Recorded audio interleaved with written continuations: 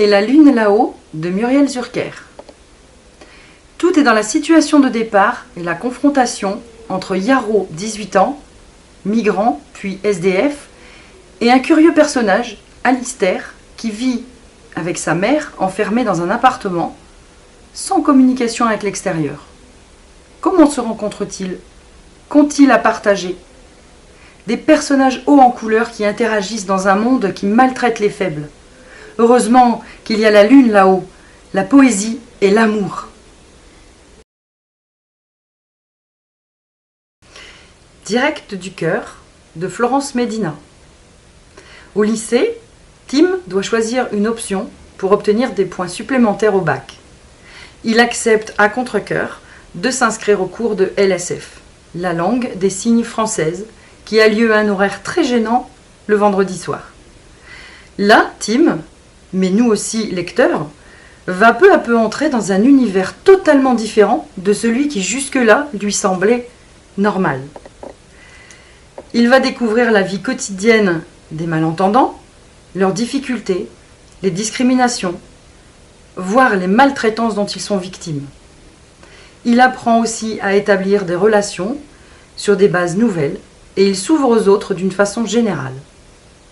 Ce livre est émouvant et drôle, riche et sensible, propre à interpeller les lecteurs de tous âges. Si l'on me tend l'oreille, Hélène Vignal. Voici un roman de résistance sous la forme d'un conte poétique. Au pays des 3 provinces, les ambulants se déplacent de foire en place du village. Les sédentaires sont heureux de les voir arriver, puis de les voir partir. Le prince, Brarit Myrtal, vit dans son palais des vents chauds et décide d'une organisation nouvelle. Chacun sera assigné à un territoire pour la satisfaction des besoins des habitants, leur confort, au détriment de la liberté de circulation des autres. Au fil de l'histoire, nous découvrons tout d'abord Grozna et ses mères virtuelles qui parcourent les chemins en tirant sa roulotte. Elle prédit l'avenir si on lui tend l'oreille. Julio, troubadour, chanteur et guitariste. La vieille, coiffeuse itinérante. Leur vie nomade doit s'arrêter. Alfred, joueur de violon et son manège, et Dan, son ami géant au cœur tendre, décident de se rebeller. La lenteur du cheminement de la roulotte nous invite à découvrir un autre temps, à nous rapprocher de la nature, de la simplicité. Et je me penche vers vous pour vous chuchoter à l'oreille de lire ce livre. Agence 42 de François Rocher. François Rocher est un passionné de jeux vidéo et sa culture geek imprègne son roman, Agence 42, qui est un véritable thriller. Mêlant politique, terrorisme, machination, complot, et allant jusqu'à défier la logique. C'est à la fois un livre d'espionnage et d'anticipation. En 2020, les États-Unis sont victimes d'un attentat qui prive le pays des leaders des grandes entreprises high-tech. 6 mois plus tard, le héros, Franck Goudot, commence une enquête policière haletante. Peu à peu, le lecteur est amené à se questionner. Qui sommes-nous? Jusqu'à quel point sommes-nous manipulés? Que pouvons-nous croire? Y a-t-il un créateur, divin ou autre? C'est une lecture qui ébranle toute certitude. Je te plumerai, Claire Mazard. À 16 ans, Lilou se prépare à passer son bac de français. Elle voue depuis longtemps une admiration à son père qu'elle vénère. Mais elle va se rendre compte que quelque chose cloche, suite à l'hospitalisation de sa mère victime de cancer, dont elle va se rapprocher, malgré la surveillance de son père. Petit à petit, la vérité va lui faire face. Son père la manipule et lui ment. Dans ce thriller psychologique haletant qui interroge, l'autrice, Claire Mazard, traite d'un sujet délicat, la relation toxique entre parents et enfants. Un roman qui dérange, mais indispensable, car il fait prendre conscience des dangers que représente le pervers narcissique. On assiste au parcours psychologique chaotique de Lilou, et je vous assure que quand on plonge dedans, on ne voit pas le temps passer. Premier arrêt avant l'avenir, Jo Vitek. Histoire coup de poing, qui démontre que rien n'est plus fort que la liberté et le libre arbitre, sauf peut-être l'amour. Le jeune héros, matheux assez coincé qui vise Polytechnique, se trouve un jour dans un train qui va le mener sur son lieu de stage. Et là, il va faire une rencontre qui va complètement transformer sa vie, l'éveiller et le faire grandir. Renonçant à un avenir tout tracé, il va s'émanciper et prendre le courage d'assumer ses choix. Un véritable manifeste qui nous incite à réfléchir et à nous questionner sur nos choix de vie, et même notre société. Une pépite à dévorer. 1. Il naît si longue nuit de Béatrice Nicodème. Roman sur la Seconde Guerre mondiale original, puisque cette fois, l'auteur met en scène la vie de 6 jeunes Allemands au cœur de l'Allemagne nazie. Ils ont tous des personnalités et des points de vue différents.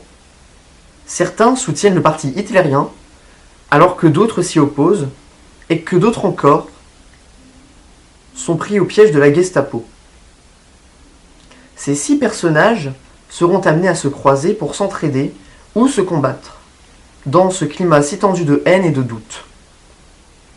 Béatrice Nicodème s'appuie ici sur le vécu de jeunes qui ont vraiment existé, et elle nous livre une histoire bouleversante, ancrée dans la réalité, qui nous tient en haleine jusqu'à la dernière page. On recommence. Bah oui, forcément. 3, 2, 1. Il naît si longue nuit de Béatrice Nicodème. Roman sur la Seconde Guerre mondiale, original, puisque cette fois, l'auteur met en scène la vie de 6 jeunes Allemands au cœur de l'Allemagne nazie. Ils ont tous des personnalités et des points de vue différents. Certains soutiennent le parti hitlérien, alors que d'autres s'y opposent, et que d'autres encore sont pris au piège de la Gestapo. Ces 6 personnages seront amenés à se croiser pour s'entraider ou se combattre, dans ce climat si tendu de haine et de doute. Béatrice Nicodème s'appuie ici sur le vécu de jeunes qui ont vraiment existé, et elle nous livre une histoire bouleversante, ancrée dans la réalité, qui nous tient en haleine jusqu'à la dernière page. 2. Mémorandum de Michel Honecker. Extrait du carnet d'observation d'Abraham Van Helsing. Pest, 20 novembre 1856. J'ai vu l'incroyable, dans toute son horreur. Rien ne m'avait préparé à ce que j'ai découvert. Comme je me suis trompée dans mon diagnostic. Quel pitoyable docteur je fais. Et vous, jeune lecteur et lectrice, êtes-vous prêt à accompagner le jeune docteur Abraham Van Helsing dans les périples sanglants de son enquête à la recherche de l'assassin de sa sœur Greta? Êtes-vous prêt à vous laisser interpeller par les croyances autour des morts vivants, les légendes attachées aux vampires et les crimes bien réels mais inexpliqués? Êtes-vous prêt à parcourir à cheval les chemins malaisés de l'Europe centrale, à trouver abri dans d'inquiétants refuges, à trembler de froid et d'effroi? Êtes-vous prêt à faire face à la frayeur des violences perpétrées, à vous perdre de stupeur à travers les quartiers des villes de Pest et Buda, baignés dans les ombres et les brumes du Danube? Avec la lecture du roman de Michel Honecker, ne seriez-vous pas sur la piste du comte Dracula? Avec Mémorandum, vous adhérez à la plume de l'auteur, vous vous attachez au personnage, vous vous étonnez des rebondissements, des événements, et dans une atmosphère de suspense et d'angoisse, vous lisez ce qui doit être gardé en mémoire. C'est le sens de ce mot mémorandum. Voici Huile au parc, un court mais intense roman d'Antoine Dolé. Tokyo. 8 jeunes, filles et garçons, se racontent. avec leurs différences. Tous en souffrance, tous en questionnement. Parmi eux, celui qui est parti de chez lui pour ne plus être un poids financier pour sa mère.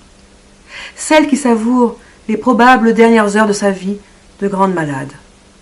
Celle qui vend ses atouts féminins et méprise ces hommes horriblement irréprochables. Celui qui, adepte du maquillage et des travestissements, veut passer pour androgyne.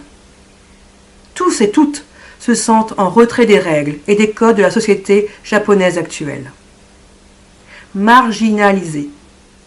Comme le dit l'un d'eux, assis là comme sous le contour des choses, ni tout à fait dedans, ni vraiment en dehors. Et tous ont ressenti l'appel de ce lieu. Ueno Park, cœur battant de Tokyo, en ce jour traditionnel qui célèbre la floraison des cerisiers. Chacune chemine avec ses douleurs, ses émotions, ses réflexions, en même temps que les fleurs des cerisiers se préparent à éclore et à s'ouvrir à une nouvelle vie. Vous, lecteurs, lectrices, vous les accompagnerez et vous serez plongés dans les réalités de la vie au Japon. Émotion et dépaysement assurés. Rendez-vous à Ueno Park.